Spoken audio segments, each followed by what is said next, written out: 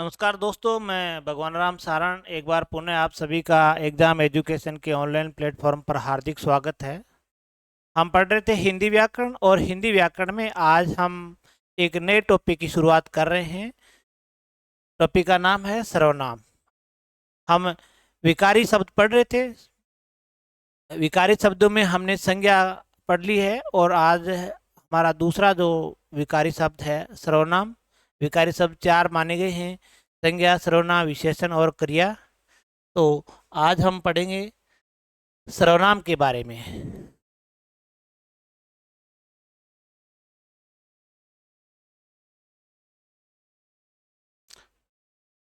सर्वनाम शब्द की सामान्य जो बातें हैं वो हम पहले लिखेंगे और उसके बाद सर्वनाम शब्द कौन कौन से हैं, हिंदी में कितने सर्वनाम शब्द माने गए हैं और इनके सर्वनाम के प्रकार कितने हैं, इन पर अध्ययन करेंगे। तो सबसे पहले अगर हम बात करें सर्वनाम की व्युत्पत्ति के बारे में कि सर्वनाम शब्द की व्युत्पत्ति कैसी हुई है, तो व्युत्पत्ति की अगर बात करें हम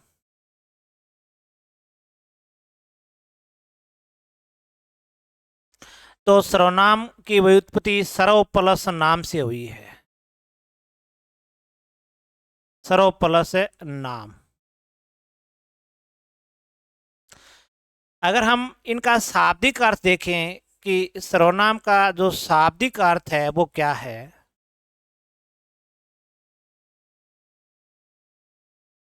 शाब्दिक अर्थ की बात करें तो सर्वनाम का शाब्दिक अर्थ होता है सबका नाम। सबका नाम यानी व्युत्पत्ति सर्व प्लस नाम है और इसका जो शाब्दिक अर्थ है वो है सबका नाम। सबका नाम कैसे है, इस पर अगर हम लिखना चाहें तो एक टिप्पणी लिख सकते हैं।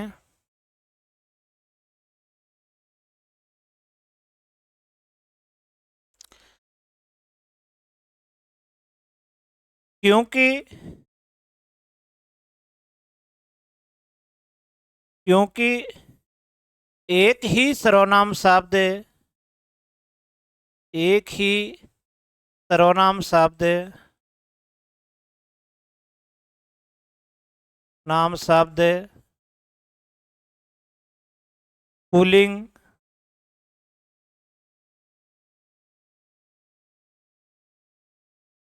व स्त्रीलिंग दोनों के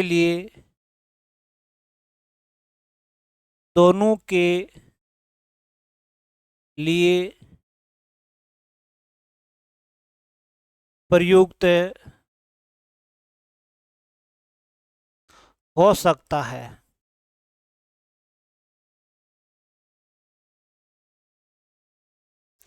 ये इसका कारण है कि सर्वनाम का शाब्दिक अर्थ सबका नाम क्यों है कि एक ही सर्वनाम शब्द है वो पुल्लिंग के लिए भी प्रयुक्त हो सकता है और स्त्रीलिंग के लिए भी प्रयुक्त हो सकता है। एक ही सर्वनाम शब्द स्त्रीलिंग और पुल्लिंग दोनों के लिए प्रयुक्त हो सकता है, इसलिए इसका नाम शाब्दिक अर्थ क्या होता है, सबका नाम होता है। जैसे मैं यहाँ पर एक एग्जाम्पल की बात करें हम कि वह खाना खाता है, एक वाक्य। दूसरा वाक्य है कि वह खाना खाती है।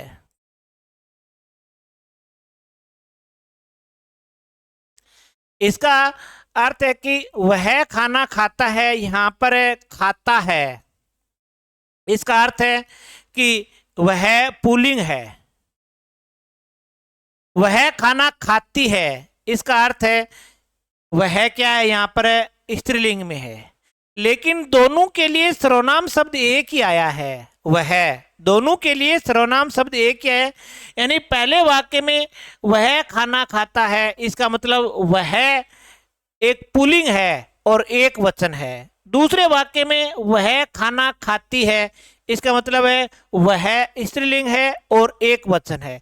लेकिन दोनों ही वाक्यों में सर्वनाम शब्द एक ही आया है, वह, इसीलिए एक ही सर्वनाम शब्द है, वो पुल्लिंग और स्त्रीलिंग दोनों के लिए प्रयुक्त हो सकता है। इसलिए इसका जो शाब्दिक अर्थ होता है वो सबका नाम होता है। इसका शाब्दिक अर्थ क्या होता है? सबका नाम। यही वजह है कि एक ही सर्वनाम शब्द स्त्रीलिंग के लिए भी प्रयुक्त हो सकता है और वही सर्वनाम शब्द है वो पुल्लिंग के लिए भी प्रयुक्त हो सकता है। तो इसकी व्युत्पत्ति है सर्व प्लस नाम और इसका शाब्दिक अर्थ है सबका नाम। अब बात करें हम सर्वनाम की परिभाषा। इस सर्वनाम की परिभाषा क्या है? अगली बात करते हैं हम परिभाषा की।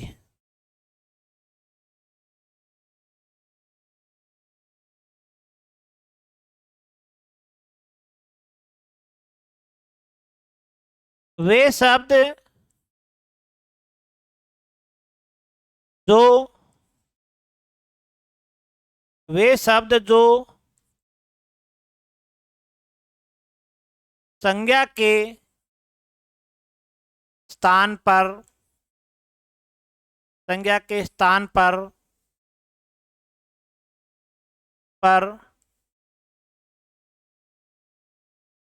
प्रयुक्त होते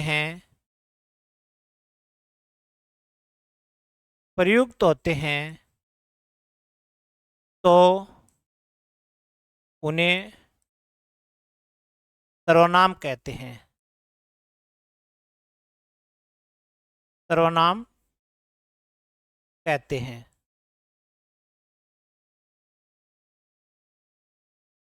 वे शब्द जो संज्ञा के स्थान पर प्रयुक्त होते हैं तो उन्हें सर्वनाम कहते हैं। संज्ञा के स्थान पर कैसे प्रयुक्त होते हैं? जैसे मैं यहां एक शब्द लिखता हूं कि सीता गाना गाती है। एक वाक्य है सीता गाना गाती है। अब यहां सीता जो संज्ञा शब्द है उसके स्थान पर मैं ये लिख दूं कि वह गाना गाती है। वह गाना गाती है। तो यानी संज्ञा के स्थान पर मैंने क्या लिख दिया? वह लिख दिया। वह क्या है? सर्वनाम है। वह क्या है? सर्वनाम है। इसलिए ये संज्ञा के स्थान पर प्रयुक्त होंगे। संज्ञा के स्थान पर प्रयुक्त होंगे। यानी जैसे उन्हें सर्वनाम कहते हैं। ये जैसे हम है, यह है, वह, आप, तुम, ये क्या है? ये सारे के सारे सर्वनाम शब्द हैं। और भी हैं, हम इनके बारे में पढ़ेंगे कि सर्वनाम मूल सर्वनाम शब्द हिंदी में कितने माने गए और मूल शब्दों के अलावा हिंदी में कितने सर्वनाम शब्द हैं उनका भी हम अध्ययन करेंगे। लेकिन यहाँ परिभाषा को समझ रहे हम कि संज्ञा के स्थान पर प्रयुक्त होंगे। जैसे सीता गाना गाती है, सीता संज्ञा है, मैंने उसके स्थान पर वह सर्वनाम लिख दिया, वह गाना गाती है। इसका अर्थ है कि संज्ञा का जो रूप होता है वही सर्वनाम ग्रहण करता है।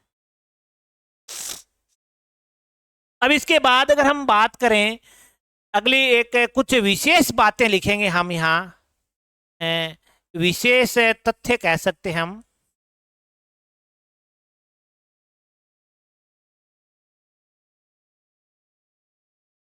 विशेष तथ्य, सर्वनाम के बारे में कुछ विशेष तथ्य बातें लिखेंगे हम। एक तो सर्वनाम की जो पहचान है वो हमेशा क्रिया से होगी। एक बहुत बार एग्जाम में पूछा गया है कि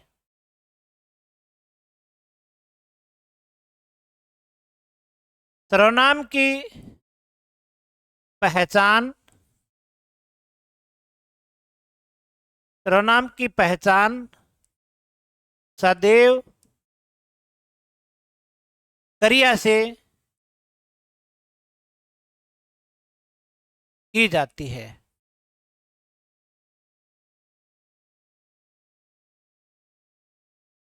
सर्वनाम की पहचान सदैव किससे की जाती है? क्रिया से की जाती है। कि पुल्लिंग है या स्त्रीलिंग है सर्वनाम, वो क्रिया देखकर हम बता सकते हैं।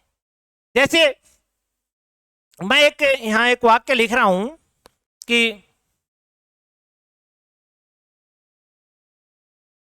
मैं पुस्तक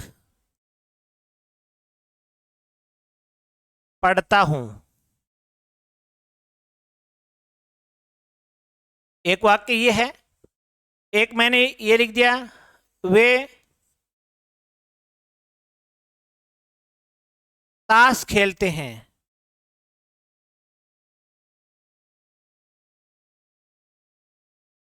एक मैंने ये लिख दिया, वह खाना बनाता है।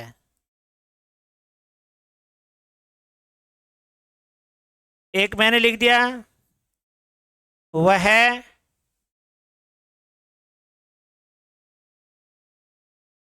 पढ़ती है। ये चार वाक्य मैंने लिख दिए और यहां पर जो सर्वनाम शब्द है मैं, वे, वह और वह, अब इनकी पहचान करनी है। जैसे मैं पुस्तक पढ़ता हूं, यहां पुल्लिंग में क्रिया आई है, इसका मतलब है ये मैं है वो पुल्लिंग है, यहां पर कोई पुल्लिंग है। अब यहां पर पुल्लिंग क्यों है, इसकी पहचान इस शब्द से हुई है, क्रिया से हुई है। जैसे वे ताश खेलते हैं, खेलते हैं यानी क्रिया बहुवचन में प्रयुक्त हुई है, इसका मतलब यहां पर ये बहुवचन है। वह खाना बनाता है, इसका मतलब क्रिया पुल्लिंग और एक वचन में है, तो ये भी यहां वह पुल्लिंग और एक वचन है। वह पढ़ती है, तो पढ़ती जो क्रिया है वो एक वचन और स्त्रीलिंग है, इसका मतलब है वह भी क्या है, यहां पर एक वचन और स्त्रीलिंग है। इसका अर्थ है कि सर्वनाम की खुद की कोई पहचान नहीं है, सर्वनाम की खुद की कोई पहचान नहीं है, उसे हम क्रिया के आधार पर ही पहचान सकते हैं।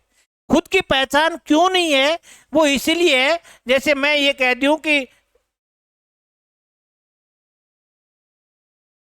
बालक खेल रहा है, बालक खेल रहा है, यहां पर तो ये पहचान है कि बालक एक वचन है और पुल्लिंग है। लेकिन अगर मैं बालक के स्थान पर सर्वनाम शब्द लिखता हूं, जैसे वह खेल रहा है, वह खेल रहा है, तो अब वह क्या है, वह बालक है या बालिका, इसकी पहचान तो हम यहां इससे कर सकते हैं। रहा है, वह खेल रहा है, इसका मतलब वह बालक है यानी पुल्लिंग है और एक वचन है, क्योंकि ये जो बालक के स्थान पर प्रयुक्त हुआ है, बालक शब्द एक वचन पुल्लिंग है, तो वह भी फिर एक वचन पुल्लिंग ही होगा। इसलिए सर्वनाम की खुद की कोई पहचान नहीं है, सर्वनाम संज्ञा का रूप ग्रहण करता है। अगर संज्ञा स्त्रीलिंग में है तो सर्वनाम भी स्त्रीलिंग में आएगा, अगर संज्ञा पुल्लिंग में है तो सर्वनाम भी पुल्लिंग में ही आएगा। तो सर्वनाम की पहचान सदैव क्रिया से होती है, सर्वनाम की पहचान सदैव क्रिया से की जाती है, ये आप ध्यान रखोगे। और हर बहुत सारे एग्जाम में ये प्रश्न भी पूछा भी जाता है, ठीक है। कोई भी आप देख सकते हो, जैसे मैं यहां पर एक शब्द लिख देता हूं कि रमा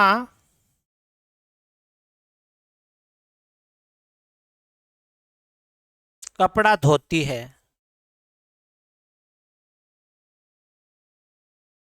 तो अब रमा के स्थान पर मैं ये लिख दूं कि वह कपड़ा धोती है। तो यहां जो क्रिया प्रयुक्त हुई है धोती, ये किस में है? स्त्रीलिंग में।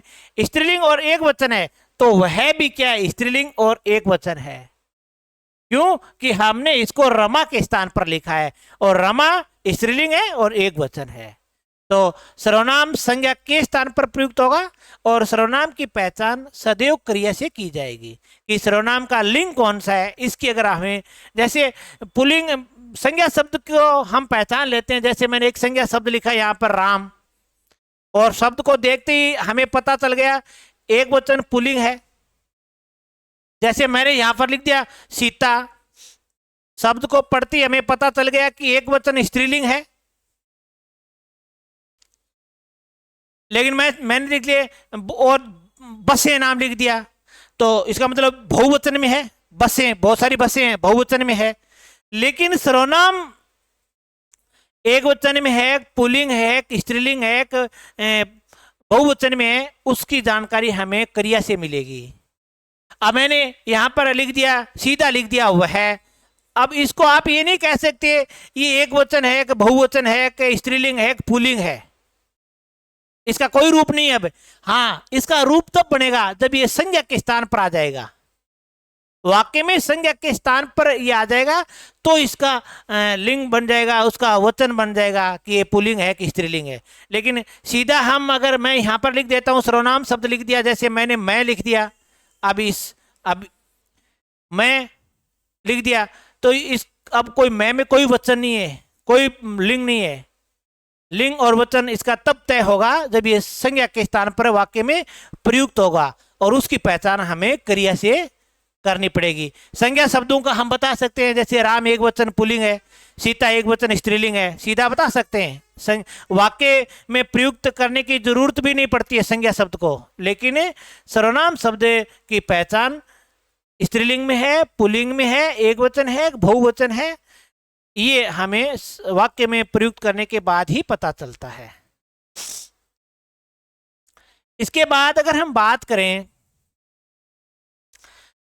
कि इसका सर्वनाम शब्द विकारी है और विकारी शब्द का रूप परिवर्तन होता है, तो अगली जो मुख्य जो बात है हमारी, पहली बात थी यहां पर रूप परिवर्तन।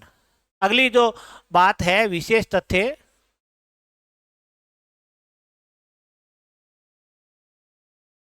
सर्वनाम का रूप परिवर्तन।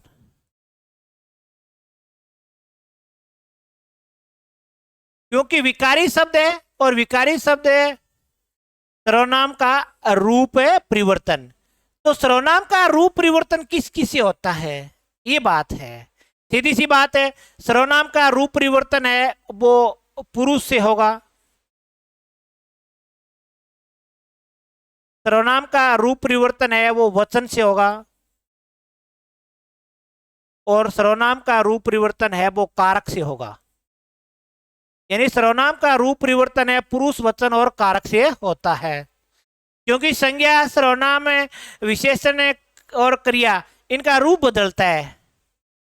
जैसे अच्छा विशेषण है, एक वचन है, पुल्लिंग है। अच्छी विशेषण ही है, एक वचन स्त्रीलिंग हो गया। अब अच्छा से अच्छी बने और अच्छे विशेषण ही है लेकिन वो बहुवचन में प्रयुक्त हो गया।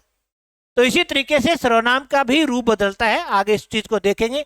तो सर्वनाम का रूप है वो पुरुष, वचन और कारक से बदलता है।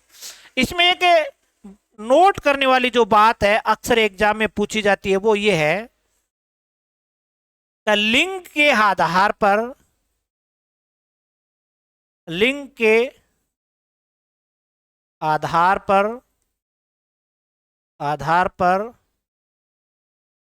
सर्वनाम का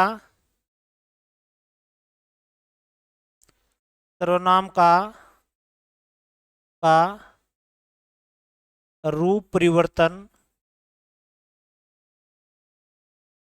परिवर्तन नहीं होता है। यानी लिंग के आधार पर हम सर्वनाम का रूप परिवर्तन नहीं कर सकते। क्यों नहीं कर सकते? कि सर्वनाम का खुद का कोई लिंग है ही नहीं, क्योंकि वो तो संज्ञा का जो लिंग है, जैसे पुल्लिंग स्त्रीलिंग जो भी है वही ग्रहण करता है। इसलिए लिंग के आधार पर हम सर्वनाम में का रूप परिवर्तित नहीं कर सकते। यह है सर्वनाम का रूप परिवर्तन। अब इसके बाद अगर हम बात करें कि कारक की बात करें, अगली जो विशेष जो बात है कि सर्वनाम में कारकों का प्रयोग,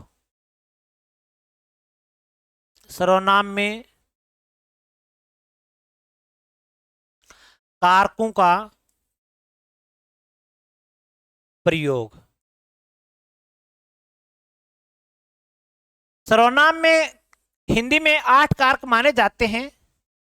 कितने ऐसे कारक हैं जिनका सर्वनाम में काम में लिए जाते हैं और कौन से कारक हैं जो सर्वनाम में प्रयुक्त नहीं होंगे? तो सर्वनाम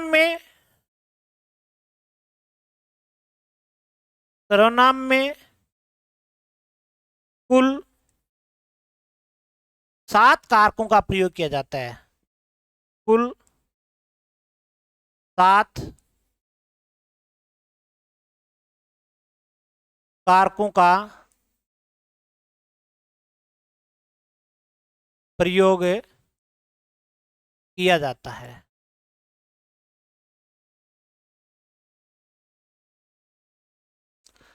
सर्वनाम में कुल 7 कारकों का प्रयोग किया जाता है। हिंदी में कुल कारक कितने? 8 कारक है। 8 में से 7 कारकों का प्रयोग हम सर्वनाम में करते हैं। कौन सा कारक है जिसका प्रयोग नहीं करते हैं?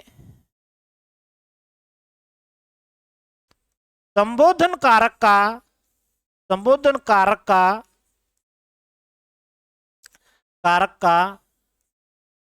प्रयोग सर्वनाम में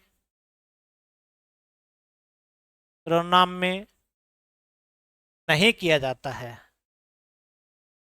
नहीं किया जाता है।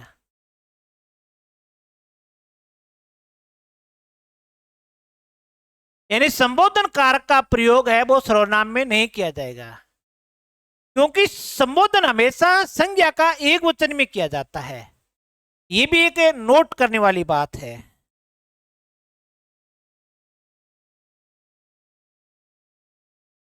क्योंकि संबोधन सदैव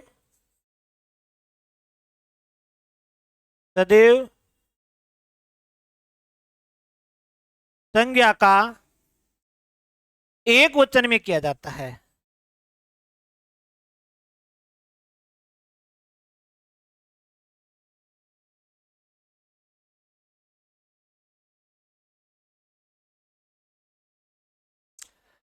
क्योंकि अच्छा, क्योंकि संबोधन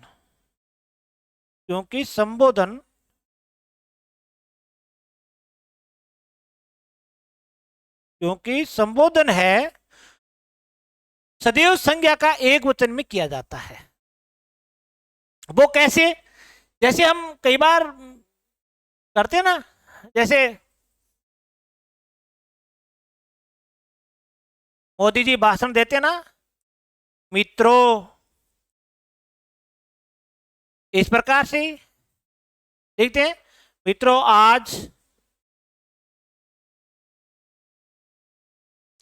रविवार है। संबोधन का मतलब होता है हम कोई अपनी बात कहने से पहले अगले को सतर्क करते हैं, अगले को सावधान करते हैं, वो होता है संबोधन। और वो एक वचन में किया जाता है। जैसे मैं एक लिख देता हूं कि छात्रों,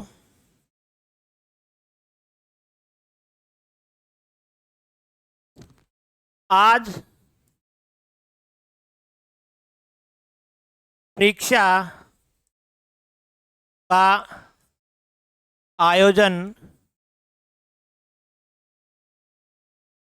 विभाग द्वारा किया जाएगा।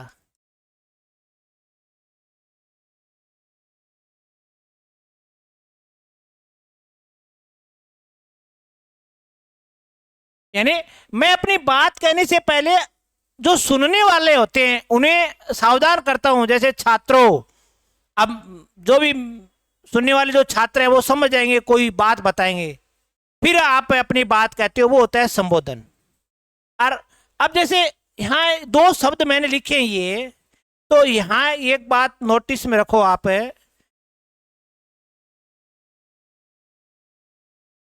मित्रों, और इसको ऊपर इस प्रकार से अनुस्वर लगा दोगे आप, ये अनुस्वर लगा दिया आपने तो इसका मतलब ये गलत है। ये अनुस्वर लगाते ही ये बहुवचन में प्रयुक्त होगा, और संबोधन हमेशा एक वचन में किया जाता है। अब मित्र और संज्ञा, ये मित्र और छात्र क्या संज्ञा है, और ये एक वचन में है। यानी मैंने यहाँ जो शब्द लिखे हैं वो इस तरीके से लिखे हैं, जैसे छात्रों। अब यहां पर मैंने अनुस्वर नहीं लगाया, सीधा ये संबोधन का संकेत लगाया है। आप देखो, अगर आपने इसके ऊपर ये अनुस्वर लगा दिया तो इसका मतलब फिर ये संबोधन गलत माना जाएगा, ये बहुवचन में हो गया।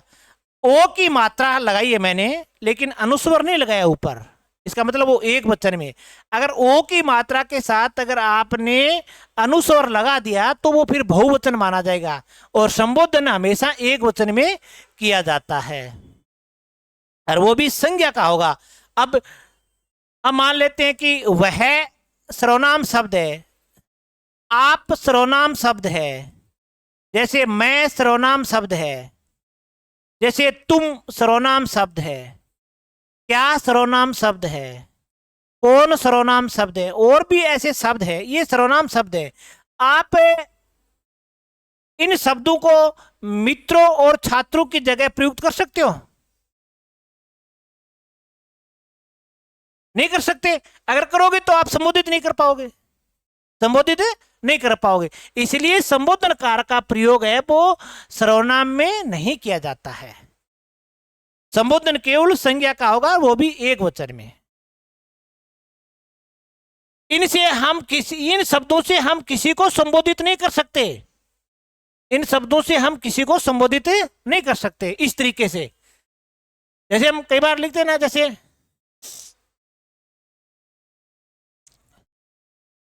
जैसे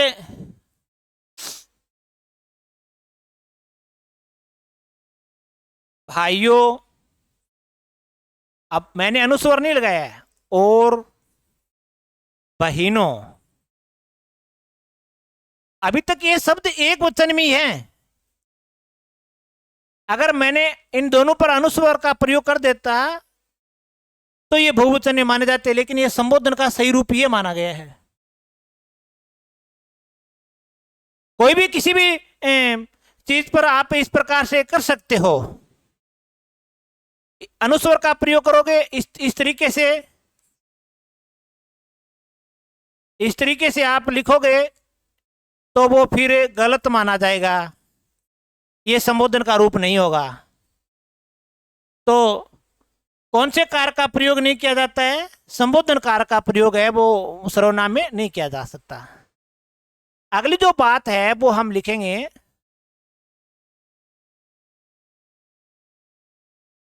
सर्वनाम में, सर्वनाम में दोनों,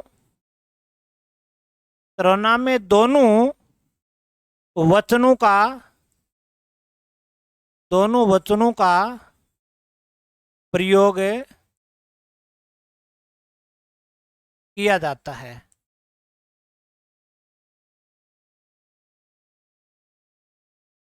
सर्वनाम में दोनों वचनों का प्रयोग किया जाता है, एक वचन का भी सर्वनाम में प्रयोग किया जाएगा, और बहुवचन का भी प्रयोग सर्वनाम में किया जाएगा। सर्वनाम में एक वचन और बहुवचन दोनों का प्रयोग किया जाता है। वह खेलता है एक वचन है, वे खेलते हैं बहुवचन है। इस चीज का भी आप ध्यान रखोगे। अब सबसे जो महत्वपूर्ण जो बात है कि सर्वनाम का प्रयोग क्यों किया जाता है, ये कई बार एग्जाम में पूछी गई है। अगली जो बात है वो है कि सर्वनाम में का प्रयोग क्यों किया जाता है?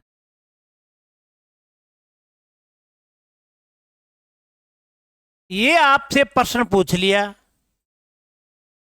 कि सर्वनाम शब्द का प्रयोग ही क्यों किया जाता है संज्ञा के स्थान पर, क्या वजह है, किस वजह से हम संज्ञा के स्थान पर सर्वनाम का प्रयोग करते हैं। और कई बार ये एग्जाम में भी पूछा गया है। ये जो विशेष जो बातें हम लिख रहे हैं ये अक्सर एग्जाम में पूछी जाती है। हम उनके प्रकार रट लेते हैं, ये प्रकार है, ये इतने प्रकार का है।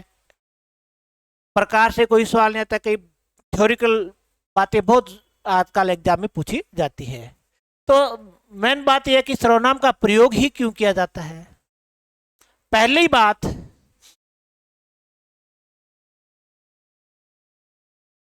संज्ञा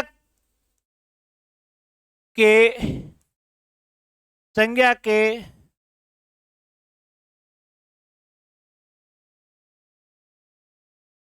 पुनरुक्ति,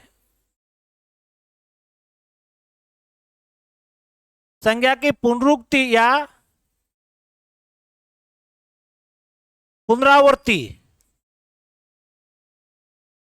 यानी संज्ञा के पुनरुक्ति या पुनरावृत्ति दोष से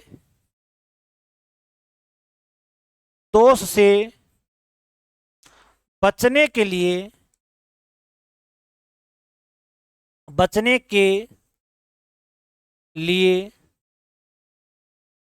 संज्ञा ने सर्वनाम शब्द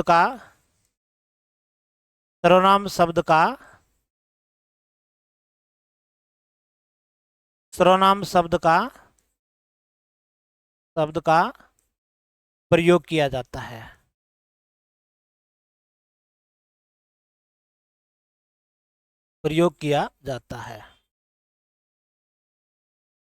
मेन जो रीजन है, इसका मुख्य जो कारण है कि सर्वनाम शब्द का प्रयोग क्यों किया जाता है, कि संज्ञा के पुनरुक्ति या पुनरावृत्ति जो दोष होता है, एक ही संज्ञा को हम बार बार संज्ञा की आवृत्ति कर रहे हैं तो वहां पर पुनरावृत्ति या पुनरुक्ति दोष आ जाता है। उस दोष से बचने के लिए हम संज्ञा के स्थान पर सर्वनाम शब्द का प्रयोग करते हैं। जैसे मैं एक यहां लिखूं, जैसे राम कक्षा 10वीं में पढ़ता है। एक वाक्य। फिर मैंने लिखा राम नियमित विद्यालय जाता है। फिर मैं लिख दिया राम ने कक्षा 9वीं में प्रथम स्थान प्राप्त किया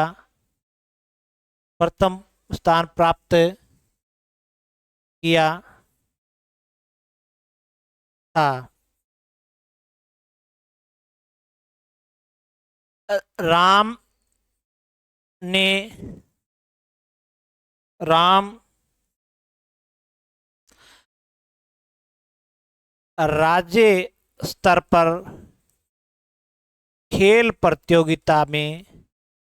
राम राज्य स्तर पर खेल प्रतियोगिता में खेल प्रतियोगिता में भाग ले चुका है। ये मैंने कुछ वाक्य लिखे हैं। अब यहां पर देखो, यहां राम शब्द का प्रयोग हुआ, फिर मैंने राम शब्द का प्रयोग कर दिया, फिर मैंने राम शब्द का प्रयोग कर दिया, फिर मैंने यहां पर राम शब्द का प्रयोग कर दिया। अब लगातार हम एक ही शब्द का प्रयोग कर रहे हैं, इसका मतलब एक ही शब्द की हम आवर्ती कर रहे हैं। एक ही शब्द की हम क्या कर रहे हैं, आवर्ती कर रहे हैं। एक ही शब्द की इस तरीके से आवृत्ति होती है तो वो पुनरावृत्ति दोष माना जाता है। हिंदी में इसको क्या कहते हैं? पुनरावृत्ति दोष माना जाता है, या यूं कह सकते हैं पुनरुक्ति दोष है ये। तब हम संज्ञा के स्थान पर सर्वनाम का प्रयोग करते हैं। वाक्य से ही इस प्रकार से हुआ कि राम कक्षा 10वीं में पढ़ता है। अब यहां पर वह किसके लिए आया है? राम के लिए। वह नियमित विद्यालय जाता है। उसने किसने? राम ने। उसने कक्षा 9वीं प्रथम स्थान से कक्षा 9वीं में प्रथम स्थान प्राप्त किया था। वह राज्य स्तर पर खेल प्रतियोगिता में भाग ले चुका है। अब ये हिंदी की दृष्टि से शुद्ध माना गया है। तो वाक्य में कौन से दोष के बचने के लिए हम सर्वनाम का प्रयोग करते हैं? पुनरावृत्ति या पुनरुक्ति दोष। अब एक ही एक शब्द को आप लगातार लिखोगे तो वो गलत माना जाता है। उसकी जगह हम फिर सर्वनाम शब्दों का प्रयोग करो। अब राम कक्षा 10वीं में पढ़ता है, वह नियमित विद्यालय जाता है, उसने कक्षा 9वीं में प्रथम स्थान प्राप्त किया था, वह राज्य स्तर पर खेल प्रतियोगिता में भाग ले चुका है। ये सही है। इसका जो प्रयोग है, दूसरा जो प्रयोग है वो है, कई बार क्या कहते हैं कि अनजान या अज्ञात जो वस्तु होती है उसका हमें नाम याद नहीं है, तो हम उसके लिए सर्वनाम शब्द का प्रयोग करते हैं। व्यवहार में ऐसा होता है कि अगर व्यवहार में किसी वस्तु का हम नाम नहीं जानते हैं और कोई वस्तु हमें दिखाई दे देती है, तो हम फिर ये कहते हैं वह क्या है। अब वह उसका नाम नहीं जानते, लेकिन हमने उसे सर्वनाम से इंगित कर दिया, वह क्या है, ये क्या है, वह लाना, यह लाना। तो अज्ञात वस्तु के लिए हमें सर्वनाम का प्रयोग करते हैं। तो दूसरा जो प्रयोग होता है कि भाषा में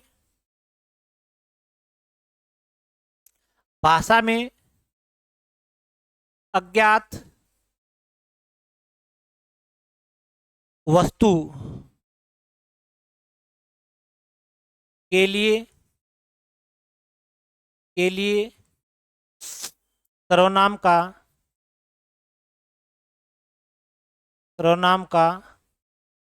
प्रयोग किया जाता है।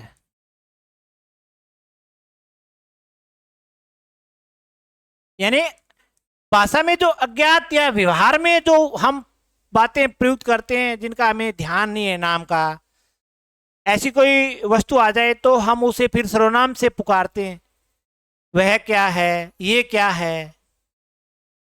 तो इनके लिए हम सर्वनाम शब्दों का प्रयोग करते हैं। लेकिन मुख्य जो बात है सर्वनाम का प्रयोग करने की वो है संज्ञा का जो पुनरावृत्ति दोष है उससे बचने के लिए हम सर्वनाम शब्द का प्रयोग करते हैं।